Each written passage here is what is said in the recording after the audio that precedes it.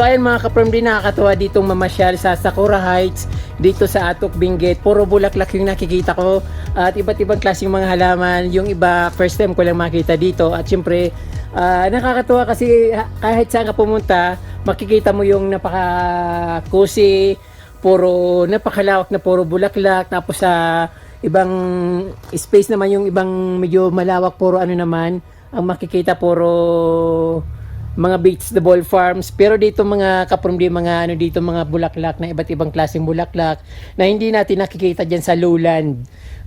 Kung makapunta kayo dito sa Atok, Benguet kaprumdi, hanapin nyo yung Sakura Heights, Sakura Heights Place dito sa Atok, Benguet. So napakaganda at hindi naman logi pumunta dito.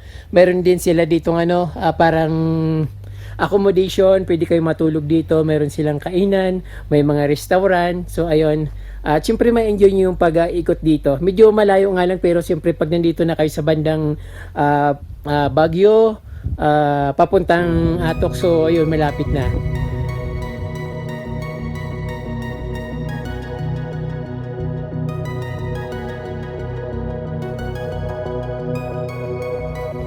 Ipapasyal ko kayo dun sa Hobbit House kaprumdi. Siyempre bago makarating doon, ang ganda-ganda ng mga dadaanan na yun. Mga succulents, iba't ibang kulay ng succulents, iba't ibang bulaklak. For clarification mga kaprumdi, ang gardenia ito ay Sakura Garden at matatagpuan sa Heights Place, Poway, Atok, Benguet.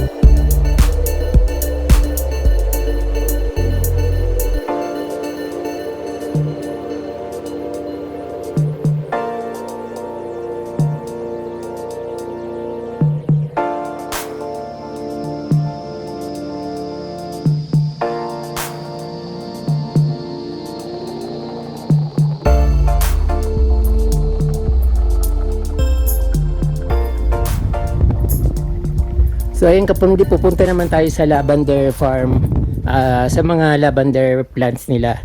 Napakaganda rin ng mga halaman dito, mga seating nila. So babalikan ko yung nadaanin ko kanina kasi hindi ko masyadong nakita yung mga halaman doon.